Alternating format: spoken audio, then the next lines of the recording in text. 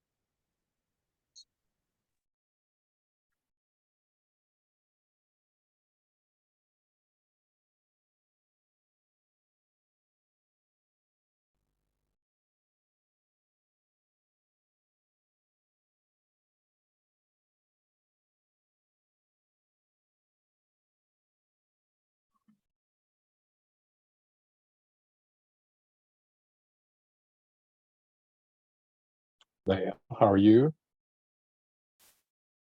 Hey, hello, Lael. Yeah, my son had a little hit and run, but that's all right. Oh, good. You good? Smashed the front end of my favorite Mercedes wagon. All right. That's okay.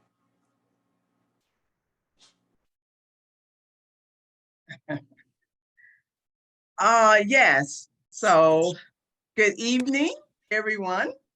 And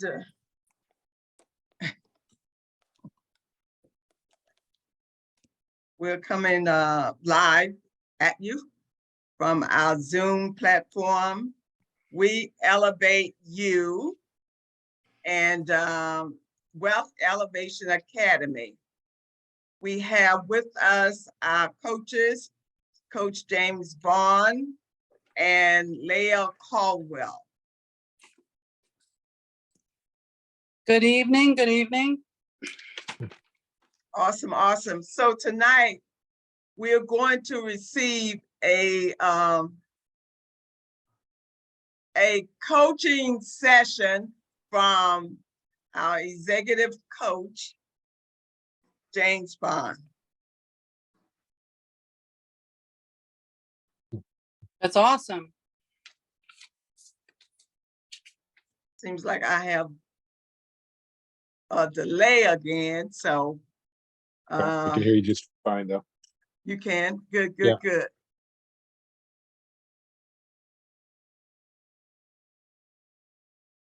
Well, we're glad you guys could be on tonight, and we wanted to thank you all for coming on, and those who could share this information later with their circle of friends. We would appreciate it, because we want to make sure everybody gets a chance to benefit from our conversations on here. So we're not just talking to be talking, but we're talking to benefit those in our space and those near our space. So we thank you so much. And we just appreciate Dr. Lee Lewis making time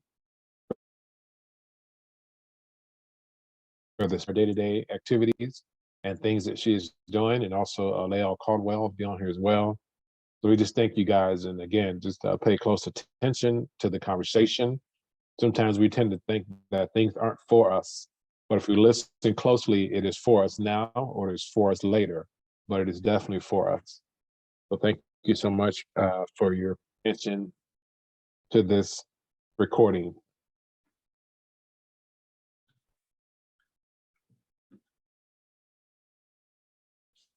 So I wanted to start off with asking you, Dr. Lewis, Can you name, and just give me initials for now? We don't want to put anybody on the spot, but can you name five people, initials only, that are responsible for your success at this stage in life?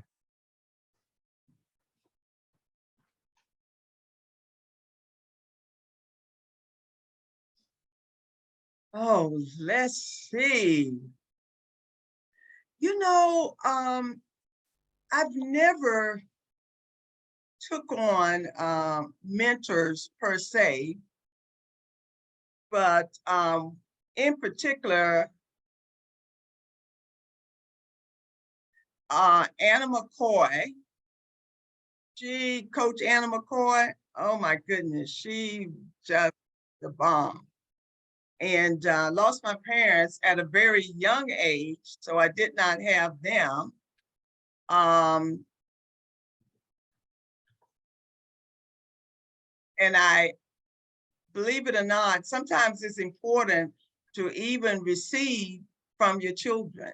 So I did Correct. receive a lot of knowledge and wisdom and just watching them from my children. But, and then I had another, he's gone on to be with the Lord now, Bernie Dorman. He spoke into my life and helped me a whole lot. And then had another mentor, coach, Bill Wash. And let's see who else. And like I said, my children. Mm-hmm. And believe it or not, Brenda and I have been together so long, gosh, almost 15 years.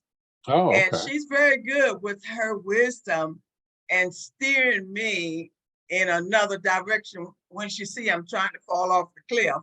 Okay. So she's real good at that. So Okay, that's good. And I say that because I always have my clients do five, because you'd be surprised at the people that really can't do five immediately. Some can, but some cannot. And I do five because some people can come up with two or three right away. And then I always tell them that what we can't forget about in life is those who said we can't. Those, the young people call them haters. And I think we cannot forget those who don't think we can, because we actually need haters. We tend to record more so those who say, you'll never do that. You'll never do that. You'll never make it. That's ridiculous. You aren't smart enough for that. You aren't good enough for that. So those are the people that we really have to make sure that we take concentration to. What I mean by that is that we need to make sure that we know who they are, and not as so much as to say, see, I made it. See, it's not about that. But it's more so about, what did they see in me that I was projecting my weakness for them, that I was not projecting my strengths in them. Because just knowing you a short time here, what I've noticed in you is that you are a connector, for sure. And connectors have a very important place in this world. The important thing we're connected to do is know when to connect and move out of the way. So that's very important to know that. And like you said, we learn also from our children as well. Because the one thing that we sit there and do, and I know for me, as I know, when they were little, I watched them as they were doing little things, like picking up rocks outside and looking at them, trying to stand up, figuring their feet were more than just to chew on, they were for to walk on. And then, so at that point, because in human beings, what we do is we get older, we start listening to those around us who want us to take risks. And we take more risk, and we take less risk, and we take less risk, because we start to process things way too much. mm-hmm. But I always tell my clients to make sure that you have to learn how to fail as fast as you can in business. You have to, but it works for my coaching style.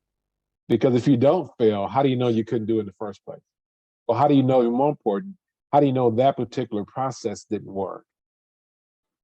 So I always make sure that we know that, I understand that the faster we fail, the more success we have. Because in this life, you're going to find either you're going to fail, which in my case, I teach my clients, you're going to learn. So I replace the word lose or fail with learn. So you're going to never lose, in my opinion. Some people take, you lose. No, you never lose. Because how can you lose if you're going to continue? If you sit down and wallow in your crap too long, of course you lose. But you're also going to learn where you are at. So if you could think back also, Dr. Lewis, is one person, whether it be a teacher and whether it be a professor, whether it be a friend, one person, and again, just initials is fine, or just think of that person in your head and just say, I had that person in my head when you think about it. I don't put anybody on any front street that told you that you wouldn't be successful, that you wouldn't make it. And when you have that person, just say, I have in my head.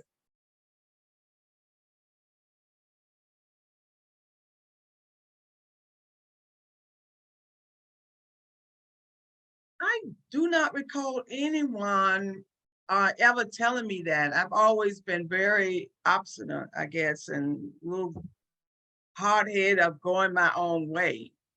Yeah, So that's good. That's good. Well, what yeah, that does is that tells me that that's actually it's important, and it's a good point also as well too.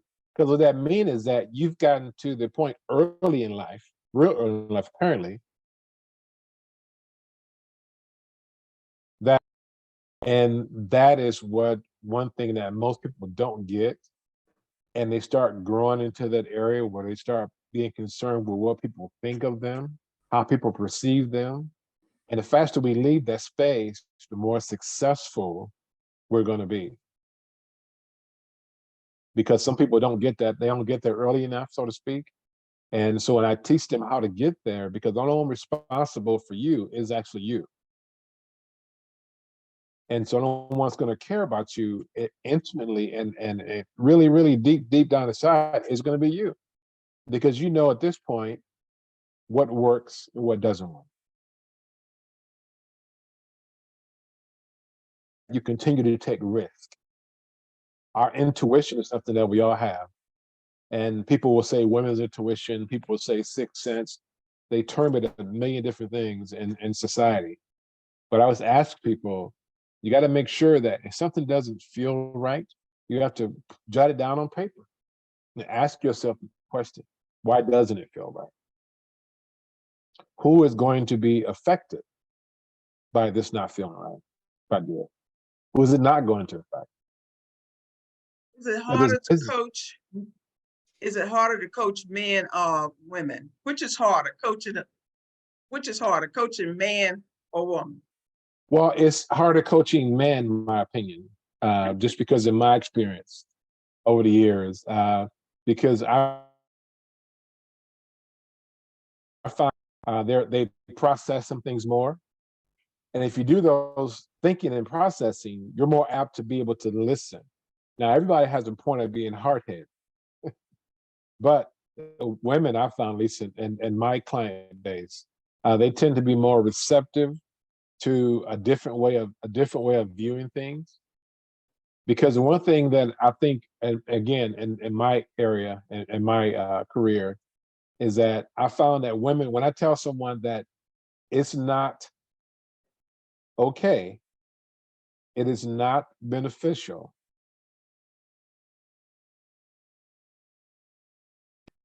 right? It's overrated. So women tend to ask, oh, okay, go now tell me what that means. Men say, well, why is that? There's always right or wrong. And yes, there's always right or wrong, but also it's not necessary to be right all the time. Because you can be right and you still cannot come out in a winning situation. Because it right comes down to, for the most part, it comes down to relevance. What it speak. So yeah, I would say women are more, again, in my business, women are more coachable.